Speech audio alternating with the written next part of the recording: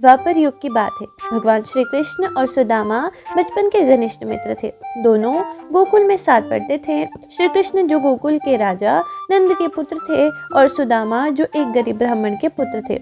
उनकी मित्रता बिना किसी भेदभाव के सच्चे प्रेम और सम्मान पर आधारित थी। समय बीतता गया और दोनों मित्र अपने अपने जीवन में व्यस्त हो गए। श्री कृष्ण द्वारका के राजा बन गए, जबकि सुदामा एक साधारण ब्राह्मण के रूप में गरीबी में जीवन व्यतीत करने लगे। उनकी निर्धनता इतनी अधिक थी कि उनके घर में कई बार खाने के लिए अन्न तक नहीं होता था।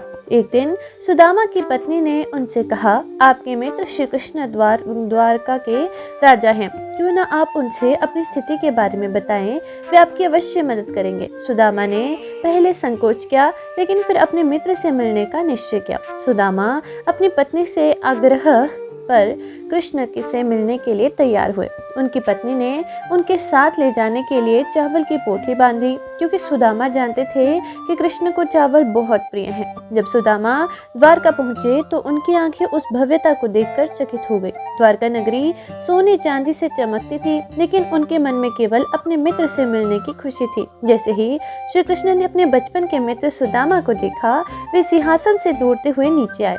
उन्होंने सुदामा को गले लगा लिया और कहा, मित्र, इतने वर्षों बाद तुमसे मिलकर मेरा हृदय आनंद से भर गया। श्री कृष्ण ने सुदामा को अपने राजमहल में बड़े आदर और प्रेम से बैठाया। उन्होंने अपने हाथों से सुदामा के पैर धोए और उसके साथ भोजन किया। सुदामा ने चावल की पोटली छिपा ली, क्योंकि उन्हें लगा कि इतना साधारण उपहार राजा के लिए उपयुक्त नहीं है। लेकिन श्री कृष्ण ने उनकी पोटली देख ली और उसे छीन कर खोल दिया। उन्होंने बड़े प्रेम से चावल खाए और बोले, मित्र, तुम्हारे इन चावलों में जो प्रेम है वह मुझे पूरे संसार की संपत्ति से अधिक प्रिय है। सुदामा अपने मित्र से अपनी गरीबी का जिक्र नहीं कर सके। वह खाली हाथ लौट गए। लेकिन जब अपने गांव पहुंचे तो उन्होंने देखा कि उनका छोटा सा घर एक भव्य महल में बदल चुका था। उनके पास अब हर प्रकार की सुख सुविधाएं थी। सुदामा समझ गए कि यह उनके मित्र श्री कृष्ण की कृपा है। उनकी आंखों से आंसू बहने लगे और उन्होंने कहा, मेरा सच्चा मित्र भगवान है, लेकिन उन्होंने मेरे स्वाभिमान को ठेस पहुंचाए बिना मेरी मदद की।